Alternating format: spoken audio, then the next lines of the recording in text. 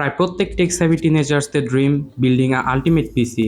Today I'm turning that dream of mine into reality and you are coming along for the ride. If you are new here, I'm Rupom and আজকে আমি আমার নিজের পিসি নিজে build করতে যাচ্ছি একদম scratch থেকে। কি প্রবলেম ফেস করতে যাচ্ছি এবং একজন টেক সেভি হয়ে থাকলে আপনারও আপনার নিজের পিসি নিজে বিল্ড করা উচিত কিনা সেটা জানাবো আমার পার্সপেক্টিভ থেকে। Whether you are a seasoned builder or just curious, stick around, there's something for everyone. Processor হিসেবে আমি এখানে ইউজ করছি AMD Ryzen 5 সিরিজের 5600 6 কোর 12 থ্রেডের একটি প্রসেসর। ডেফিনেটলি এই প্রসেসরে ইন্টিগ্রেটেড জিপিইউ নেই, বাট নো ওয়ারিজ, এই বিল্ডে একটি এক্সটার্নাল গ্রাফিক্স কার্ড ইউজ করতে যাচ্ছি। 5600 এর কাউন্টার পার্ট হিসেবে এখানে চাইলে ইন্টেলের 12400 ইউজ করতে পারতাম, বাট সেটার জন্য আলাদা 3 থেকে 4000 টাকা বেশি গুনতে হতো। এই প্রসেসরের সাথে আমি পেয়ার আপ করেছি আসুসের টাফ গেমিং A520M+2। এটি AM4 এবং DDR4 এর একটি বোর্ড। এর থেকে কম প্রাইসের বোর্ড সিলেক্ট করতে পারতাম, তবে এই মাদারবোর্ডে থাকছে অ্যাড্রেসেবল RGB হেডার, যার কারণেই মূলত এটা নেয়া। তাছাড়া এই বোর্ডে থাকছে 4টা র্যাম স্লট, যেটা ডেফিনেটলি আমার জন্য একটা plus point, because I have a plan to upgrade this system in future. এখন এটা প্রায় সকলেই জানি, AMD সিস্টেমে সিঙ্গেল চ্যানেলের চেয়ে ডুয়েল চ্যানেলের র্যাম ইউজ করলে বেটার পারফরমেন্স পাওয়া যায়। এই বিল্ডে আমি কিংস্টন 3200 মেগাহার্জের 2টি নন RGB স্টিক ইউজ করছি। বাজেট থাকলে আমি ফর শিওর RGB নিয়ে নিতাম। একটা বিষয় হচ্ছে আমার বাজেট একদমই ফিক্সড, উইদাউট মনিটর 60,000 টাকা, তাই এই প্রাইসে এই বিল থেকে যেন ম্যাক্সিমাম আউটপুটটা পাই সেই চেষ্টাই করেছি। আর RGB কম্পোনেন্টগুলো আমি ফিউচার আপগ্রেডের জন্য রেখে দিলাম। A huge group of people says money can't buy you happiness. Well, SSD and hard ড্রাইভের স্পিডের দিকে তাকালে যে কেউ বলতে বাধ্য হবে money can buy you happiness. এই বিল্ডে আমি প্রাইমারি স্টোরেজ হিসেবে ইউজ করছি HP EX 900 NVMe M.2। At first I was thinking about 256GB NVMe for primary storage and 1TB hard disk for secondary storage, but স্পিডের কথা চিন্তা করে only 500GB NVMe নিয়ে নেই, আর সেকেন্ডারি স্টোরেজ হিসেবে SATA SSD future আপগ্রেডের সময় add করব productivity বা ভিডিও এডিটিংয়ের ক্ষেত্রে, যেটা একটু হলেও রেন্ডার এবং ফাস্ট প্লেব্যাকের জন্য হেল্প করবে। এই বিল্ডে গ্রাফিক্স কার্ডের ক্ষেত্রে আমার হাতে 3টি অপশন ছিল, ইন্টেলের আর্ক A380 এবং A580। এছাড়াও রয়েছে এনভিডিয়ার GTX 1650। AMD এর জিপিইউ মার্কেটে রয়েছে, তবে আমি মাথা থেকে AMD পুরোপুরি ঝেড়ে ফেলে দিয়েছি। এনভিডিয়া এবং AMD মার্কেটে পুরাতন খেলোয়াড় হলেও ইন্টেল কিন্তু একদমই নতুন। ইন্টেলের জিপিইউ এখনো অনেকটাই ইম্যাচুয়ার বলা যায়, ধীরে ধীরে তারা আপগ্রেড করছে, সো দেখা যাক ফিউচারে কি হয়।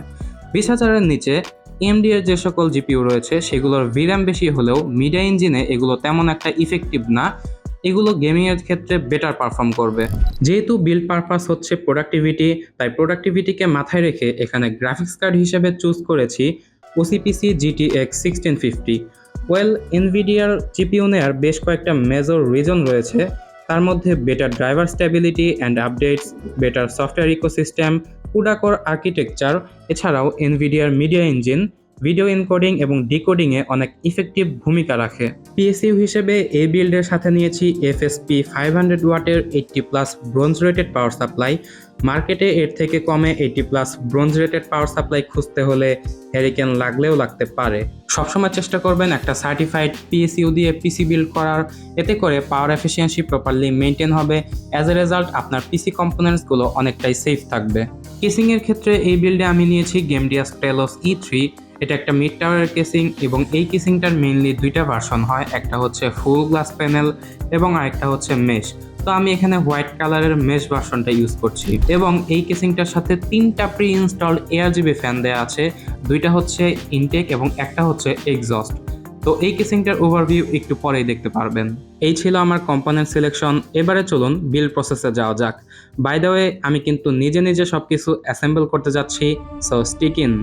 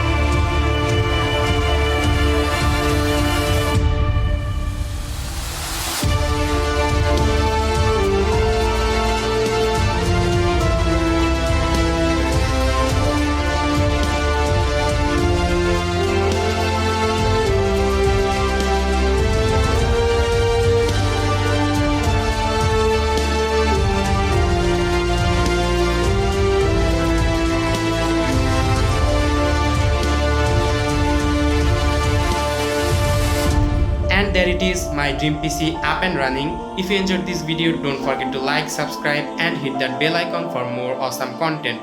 Drop a comment below with your dream build, and if you need any kind of help from me, just DM me on my socials. Thank you.